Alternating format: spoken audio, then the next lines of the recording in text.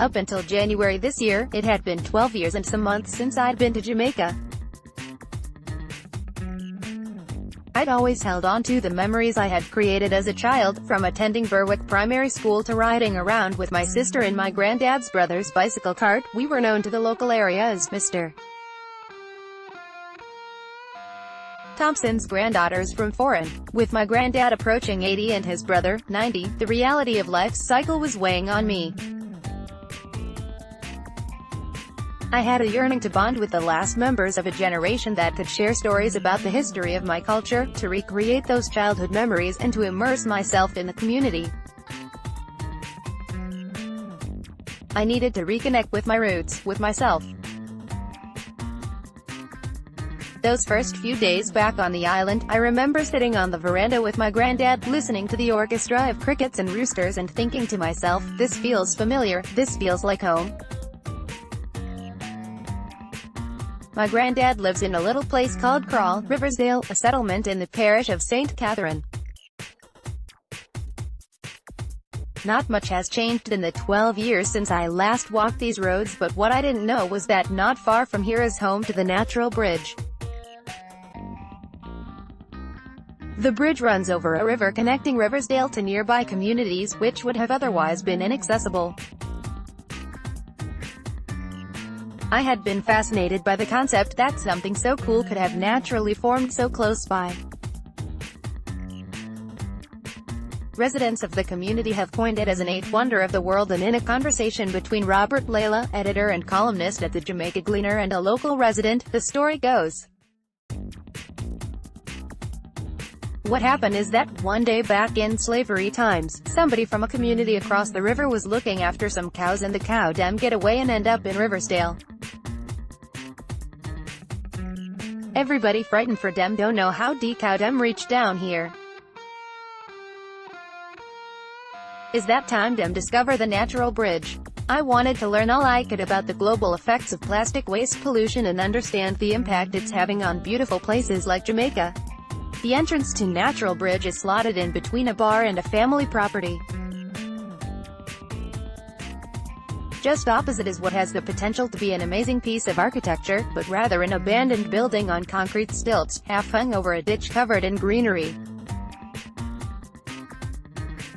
You can hear the current of the river echoing through the trees, and as I followed the sound through the narrow walkway, I was firmly warned to be careful of the eroding steps. But my adventure was cut short. As I got further and further in, I found myself having to step over piles and piles of plastic. That's when I realized that this plastic issue I'd been hearing of wasn't restricted to far out ocean gyres, it had found its way here too.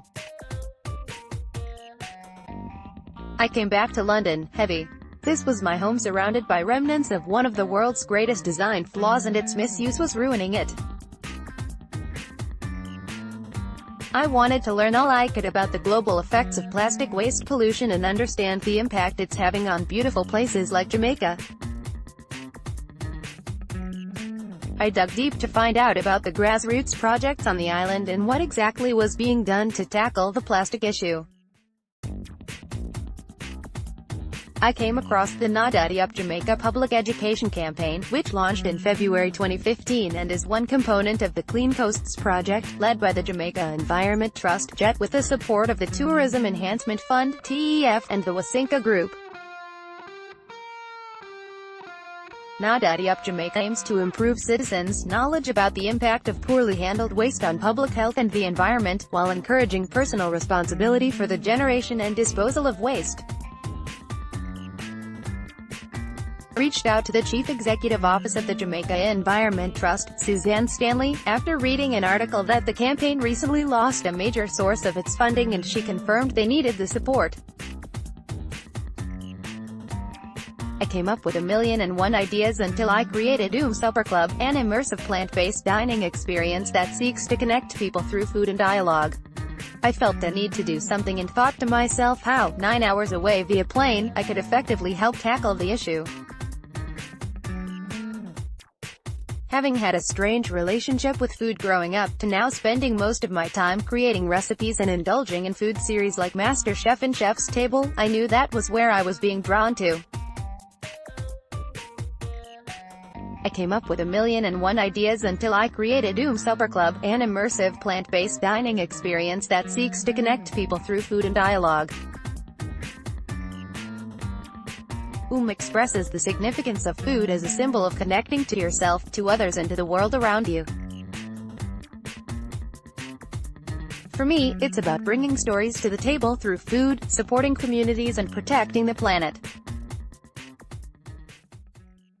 I wanted to create an inclusive approach to encouraging a decrease in plastic consumption and consideration of a healthier lifestyle.